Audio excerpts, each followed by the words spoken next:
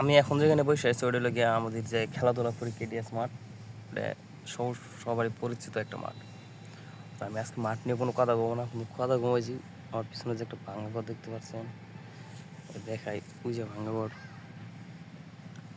ওই ঘরটার মধ্যে কিন্তু একটা মুরব্বী কাকা ছিল। যখন উনি ছিল তখন সব কিছুই রাখতো, খেলার যা আছে A to Z টোটালি এখানে সব কিছুই পাওয়া যেত। মানে উনি এখানে থাকতো আর মার সাথে যারা খেলাধুলা হতো ওর সাথে মনে করে কিছু টাকা পয়সা দিত, ওই আর কি। কিন্তু ওইখানে যা আছে সব গোলবার থেকে শুরু করে সব কিছু পাওয়া যেত। কিন্তু হঠাৎ করে কিন্তু এই কাকা এখন নাই আর।